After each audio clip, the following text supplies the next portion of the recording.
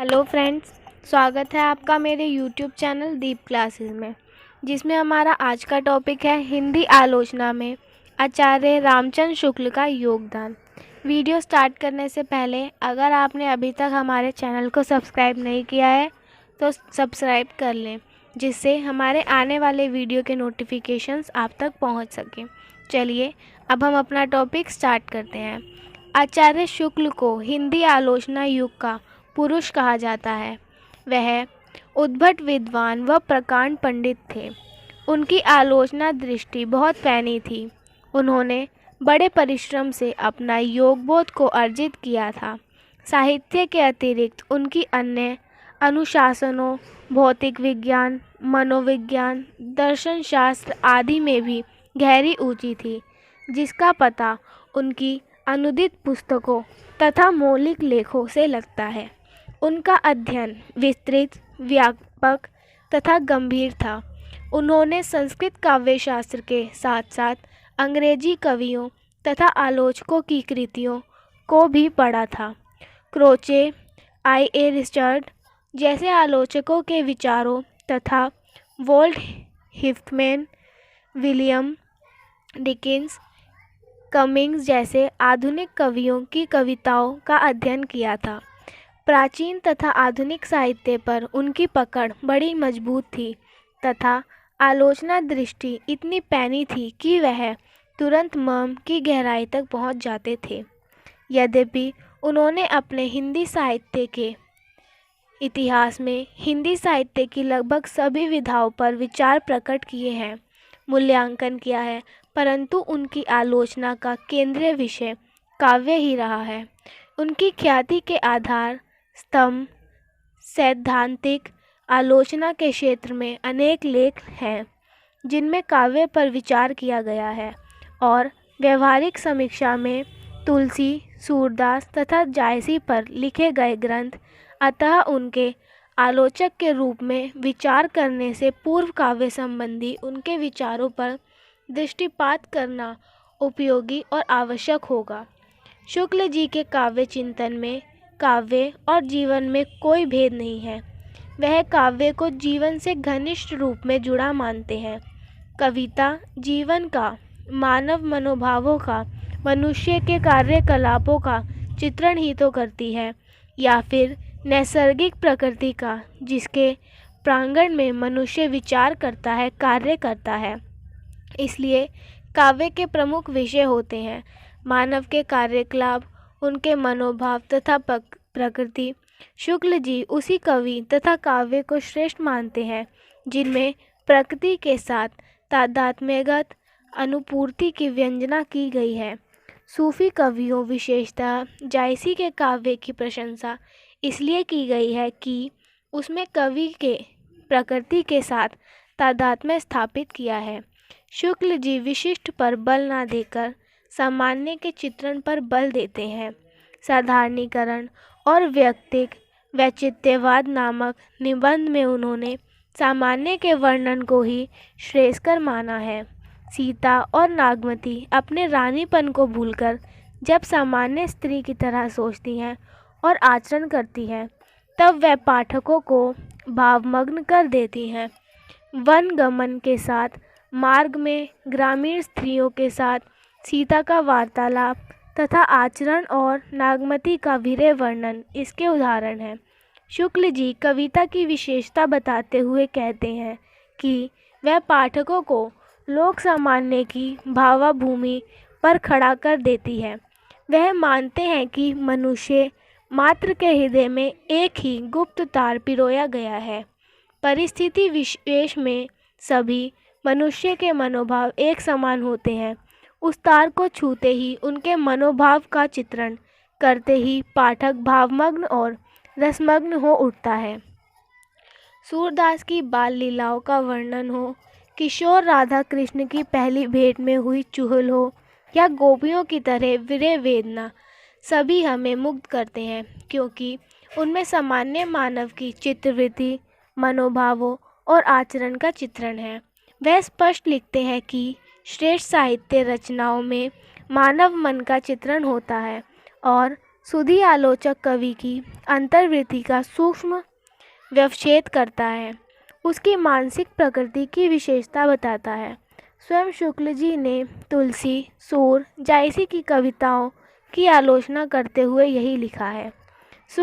शुक्ल जी मानते हैं कि कविता का उद्देश्य है हमारे मनोभावों का परिष्कार करना, शेष सृष्टि के साथ रागात्मक संबंधों की रक्षा करना, हमें संकीर्णता, संकुचितता, स्वार्थ से मुक्त करना, हमारी दृष्टि को विश्वव्यापिनी बनाना। कविता मनोरंजन का साधन नहीं है, कविता हृदय को लोक सामान्य की भावभूमि पर पहुंचाती है। काव्य के रसास्वादन का लक्ष्य आनंद नहीं, भाव योग्य है। लोक हृदय में पाठक के हृदय के लीन होने की दशा का नाम रस दशा है। उनकी दृष्टि में लोकमंगल कविता का लक्ष्य होना चाहिए। काव्य का सामाजिक चेतना और युग बोध से जुड़ना आवश्यक है, इसलिए वह सिद्धावस्था के काव्य से साधनावस्था के काव्य को, लोकरंजन से अधिक लोकमंगल को अधिक महत्व देते हैं। सूरदास का काव्य लोकरंजन का काव्य है, सिद्धावस्था का काव्य है। उसमें गीता के कृष्ण का उनके असुर संहारक रूप का चित्रण नहीं है।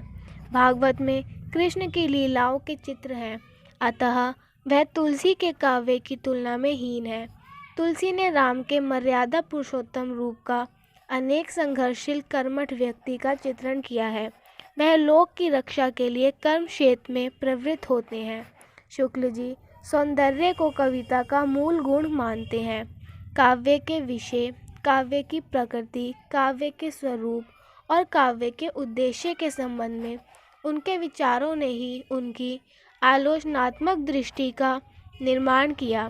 अतः वह आलोचक के निम्नलिखित कार्य मानते हैं। पहला, काव्य का गंभीर अध्ययन करके कवि की अंतर्वृत्ति का व्यवच्छेद करें, उसकी मानसिक प्रवृत्ति की विशेषताएं दिखाएं तथा काव्य के आंतरिक सौंदर्य का उद्घाटन करें। दूसरा, युग विशेष की सामाजिक, धार्मिक, राजनीतिक परिस्थितियों के कवि, कवित्व और काव्य रचना पर पड़े प्रभाव का विश्लेषण करें। तीसरा, कालजयी कृतियों का पुनर्मूल्यांकन करें, प्राचीन साहित्य की युगानुकूल व्याख्या करें, समकालीन रचनाकारों का मार्गदर्शन करें। चौथा, काव्य के सौंदर्य का उद्घाटन करना। यह सौंदर्य आंतरिक अधिक होता है, बाह्य कम। वह कविता के वर्ण विन्यास, शब्दालंकार, अर्थालंकार, चमत्कृत करने वाले अप्रस्तुत विधान को महत्व नहीं देते। इन युक्तियों का प्रयोग करने वाली रचना कविता ना होकर सूक्ति है। आचार्य शुक्ल ने उपयुक्त कार्य तो किए ही, साथ ही जिन बातों के कारण वह युग पुरुष आलोचक या हिंदी आलोचना के व्यवस्थित तथा उत्कर्ष बिंदु पर पहुंचने वाले मनस्वी कहलाए, वह है पहला, भाव विभाव तथा रस की नई व्याख्या, प्रत्ययबोध, अनुभूति और वेगयुक्त प्रवृत्ति। इन तीनों के गुण संश्लेष का नाम भाव है। लोक हृदय में हृदय के लीन होने की दशा का नाम रस दशा है। दूसरा, उनकी मम भेदी पैनी दृष्टि तथा मूल को पकड़ने की क्षमता, सार ग्रहण की योग्यता, द्वैधयुगीन काव्य की सीमाओं को पहचानकर उन्होंने लिखा।